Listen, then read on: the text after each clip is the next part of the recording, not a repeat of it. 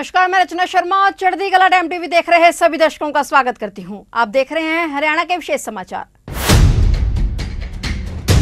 हरियाणा के मुख्यमंत्री मनोहर लाल ने कहा कि राष्ट्र की आत्मा गांवों में बसती है और हमारी अर्थव्यवस्था अब भी खेती बाड़ी पर ज्यादा निर्भर है। इसलिए गांवों के चहुमुखी विकास के बिना प्रदेश और देश के विकास की कल्पना नहीं की जा सकती। मुख्यमंत्री मनोहर लाल ने सूरजकुंड में आयोजित क्षेत्रीय पंचायती राज परिषद के 2 दिवसीय प्रशिक्षण सम्मेलन के शुभारंभ कार्यक्रम में संबोधित करते हुए कहा कि राष्ट्र की आत्मा गांवों में बसती है। प्रधानमंत्री नरेंद्र मोदी ने कार्यक्रम को वीडियो कॉन्फ्रेंसिंग के माध्यम से संबोधित किया और मुख्य अतिथि के रूप में भाजपा के राष्ट्रीय अध्यक्ष जेपी नड्डा ने संबोधित किया। अपने संबोधन में मुख्यमंत्री मनोहर लाल ने कहा कि हम यहाँ एक ऐसे विषय पर विचार करने के लिए एकत्रित हुए हैं जो देश के लोकतंत्र का मूल आधार है और देश के आखिरी व्यक्ति के हितों से संबंध रखता है। उन्होंने कहा कि आजादी के बाद की 75 साल की अवधि बीत जाने के बाद भी गांवों का विकास हमारी प्राथमिक आवश्यकता है। हमने पिछले लगभग 9 सालों में हरियाणा के गांवों के विकास के लिए अनेक योजनाएं चलाई और उनकी अमली जामे पहनाने के स्तर पर भी अनेक प्रयोग किए। मुख्यमंत्री ने कहा कि पंचायतें हमारी राष्ट्रीय एकता, अखंडता, सुशासन और लोकतंत्र का रक्षा कवच हैं। हमारे देश में पंचायतों की न्यायप्रियता के कारण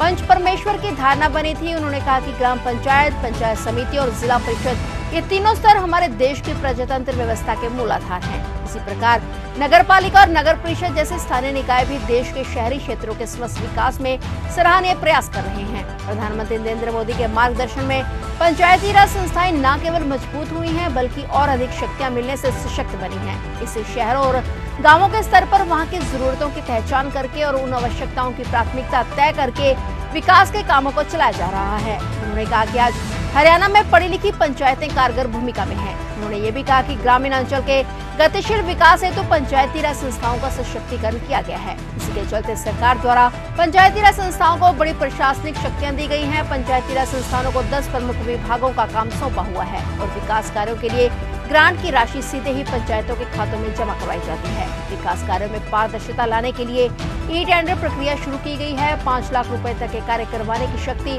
सीधे ही सरपंच को दी गई है। उन्होंने कहा कि गांवों के विकास की शक्तियां सीधे ही पंचायती राज के संस्थाओं को देने के लिए जिला परिषद के अध्यक्ष को DRDA का चेयरमैन बनाया गया है और अंतर जिला परिषद का गठन करने वाला हरियाणा देश का पहला राज्य है। उन्होंने कहा कि प्रदेश सरकार ने पंचायती राज संस्थाओं में महिलाओं को 50% प्रतिनिधित्व देने का कार्य किया है। पंचायती राज संस्थाओं की वित्तीय स्थिति मजबूत करने के लिए ग्रामीण क्षेत्र में संपत्ति के मूल्य के 2% के बराबर स्टाम्प शुल्क का अधिमार लिया गया है और उन्होंने कहा कि निर्वाचित प्रतिनिधियों और ग्रामीणों के बीच समन्वय के लिए ग्राम दर्शन पोर्टल शुरू किया गया है। इस अवसर पर मुख्यमंत्री ने विकास और योजनाओं से जुड़ी प्रदर्शनी का भी अवलोकन किया।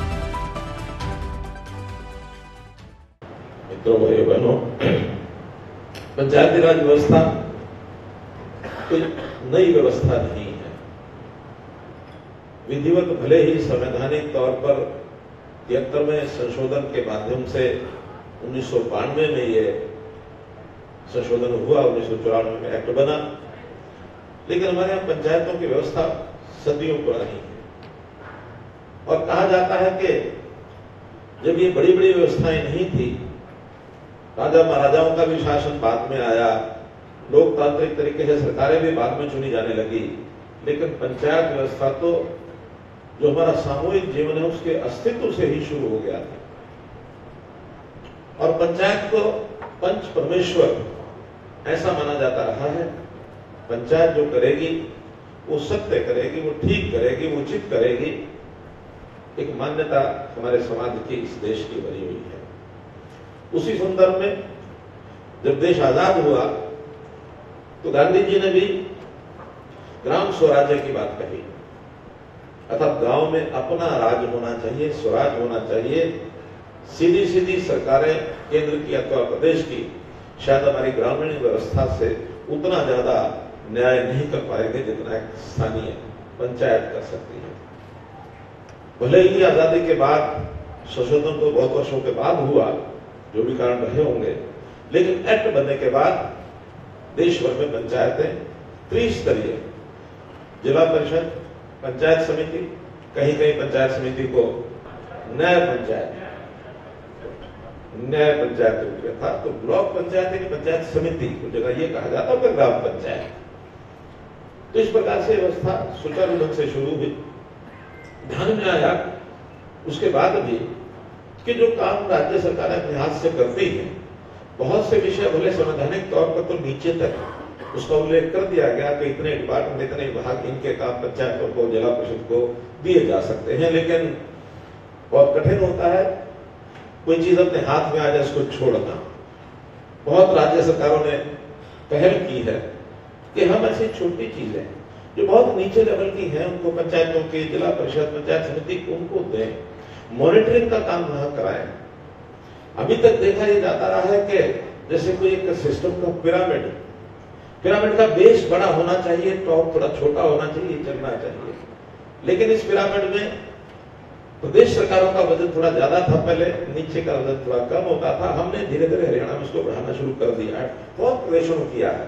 मुझे कर्नाटक की जानकारी है कि एक एक जिला परिषद की जो समिति है उनको 100-100 करोड़ रुपए से ऊपर काम करने का एक अधिकार दिया हुआ है। जैसा धनखड़ जी ने बताया कि हमारे सिर्फ 50-60 लाख ही बजट होता था साल का, हमने उसको 25 करोड़ तक पहुंचाया है। लेकिन और नीचे क्षमता बढ़ जाए तो इसको और नीचे ज्यादा बढ़ाया जा सकता है। आज प्रदेश सरकारों का हर विभाग बहुत ओवरलोडेड है, जितना हम करना चाहते हैं उतना कर भी नहीं पाते हैं, जितने बजट है उतना पूरा खर्च भी नहीं कर पाते हैं। ये सारी व्यवस्थाएं तभी संभव है जब हमारी जिला परिषद मजबूत हो, पंचायत समिति मजबूत हो, पंचायतें मजबूत हो। उसको हमने करना शुरू भी किया है। एक स्ट्रक्चर नीचे मजबूत, जिलों में इंजीनियरिंग डिपार्टमेंट खड़ा हो जिला परिषद के नीचे, 5-6 जिलों का तो हमारा खड़ा भी हो गया है, और हम सभी 22 जिलों में एक इंजीनियरिंग का जो अपना स्टाफ है उसको एक काम करने की क्षमता है वो बढ़ाएंगे, ताकि छोटे काम निर्माण के, विकास के सब दिए जा सके। फिर जो काम हम करते हैं, केंद्र की ओर से योजनाएं बनती हैं, प्रदेश की योजनाएं बनती हैं, उनको नीचे रिव्यू करना, ठीक से मॉनिटर करके वो ठीक काम हो रहा है कि नहीं हो रहा है।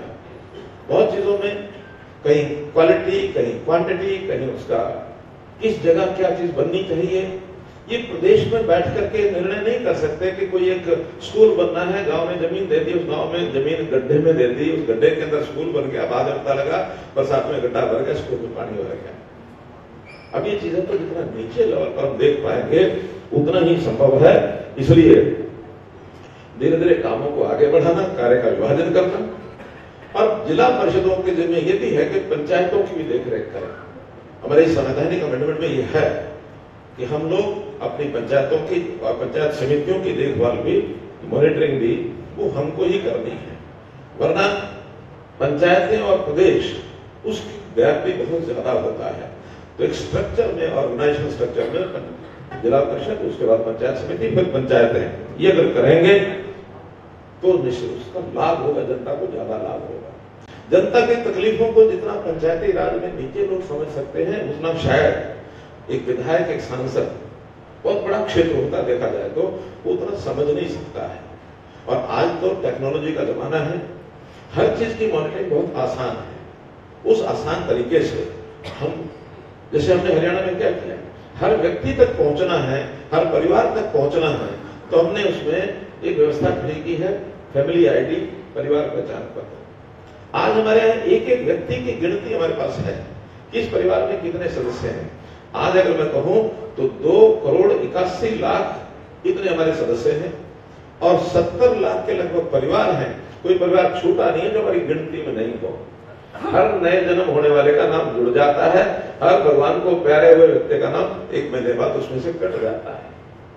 वरना तो ये गिनती, जनसंख्या, ये 10 साल के बाद होती थी। बाद में तो अनुमान लगा के 10 साल काम करते हैं, प्लानिंग बनाते हैं। आज रियल टाइम हमारे पास है, तो इसका भी उपयोग हमको अपने टेक्नोलॉजी के माध्यम से करने का सिस्टम बनाना चाहिए। सब जगह जिला परिषद के कार्यालय ये हमने हरियाणा में बनाना शुरू कर दिए। जैसे सेक्रेटरिएट है तो जिला परिषद का सेक्रेटरिएट सचिवालय अलग होगा, चेयरमैन, वाइस चेयरमैन जितने सदस्य हैं वहां बैठेंगे, वहीं से उनका स्टाफ काम करेगा। तो एक व्यवस्था के नाते से हरियाणा ने कुछ पहल की है। अंतर जिला परिषद जैसे होता है वो हमने बनाई है। फंडिंग में भी जो फंडिंग सेंटर की यानी फाइनेंस कमीशन की मिलती है, ऐसे स्टेट फाइनेंशियल कमीशन की भी हमने फंडिंग का एक पैटर्न बनता है, बार था, लेकिन अभी कुछ वर्षों से सुनिश्चित किया है कि जो तय किया वो चला जाए। तो ये थे हरियाणा के विशेष समाचार, और नए समाचारों के साथ फिर से हाजिर होंगे। तब तक के लिए देखते रहिए चढ़ती कला टाइम टीवी, और अब मुझे दीजिए इजाजत। धन्यवाद।